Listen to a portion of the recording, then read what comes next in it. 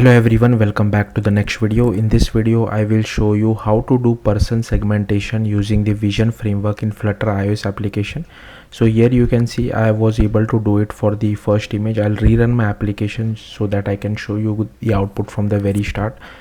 Now there are few things which you have to consider. Firstly, you will have to run this on a real device. It won't work on a simulator. Second thing, here you can see you were able to see the output. Like it quickly changed our image to person segmentation. I will try it for one more image.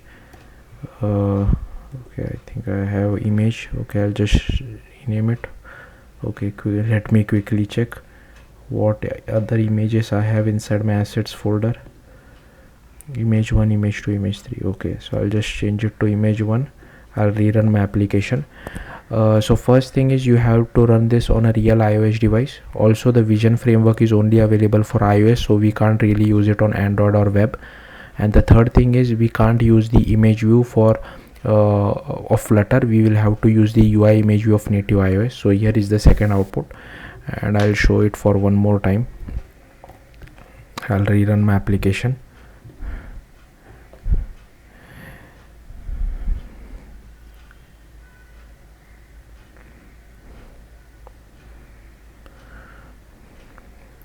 And here you can see this is the third output. So anyways, let's get started. So firstly I have created a Flutter application and I have just refactored inside the main.dart refactor this home page widget. So it is a stateless widget. I have taken a scaffold, safe area size box of 500 by 500, and here I have taken an image view as well. So for this I have created a custom widget called my image view. So here I have just taken my image view.dart, and here it is a stateless widget. I have also given it one identifier. Same identifier you will have to use it on native iOS side as well. So here I am checking if platform is iOS, then create a UI kit view. For all other platforms I am just displaying a placeholder. Next you will have to open the XE workspace of iOS inside Xcode. I have already done that. Then inside the assets folder you will have to add few images. So here you can see I have added few images. Then inside the project you will have to go to general. You will have to click on this plus button, and here you will have to change the minimum deployment to 15. So I have changed it all over the place. Then I have created an app delegate, and here firstly we are registering our view. So I have used the same identifier over here which we have created on the Flutter side, and also we are referencing this Swift file over here. Rest everything is boilerplate code. Next you will have to create this my image view native view factory Swift file. Again I have copy pasted everything from the documentation. Like this is boilerplate code which you have to write every time you want to embed a native iOS view inside your Flutter. So just copy paste it. Here you important thing is we are referencing another file, Swift file called my image view native. So for that I have created this particular Swift file. And you can see over here we are importing Flutter UI kit as well as vision. Here I have created our UI view. Here I have created our image view as well. Then we are initializing our UI view as well as image view.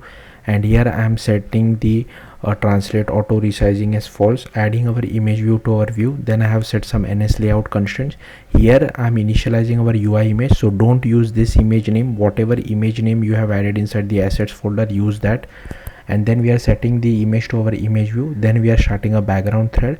On the background thread we are initializing this vn generate personal segmentation request. I am setting the quality level as accurate, output pixel format as this one, and here we are creating a request handler. With the help of the request handler we perform the request, and if we get any results we get the pixel buffer out of it, and then we call convert to UI image, passing our mask buffer. And then we whatever mask image we get, we assign it to our image view on the main thread. So here we also override this particular method to return our parent view, and this is a helper method which will help us to convert to UI image. So this I have again just copy pasted it from the documentation. So yeah, that's it. Thank you for watching. Bye.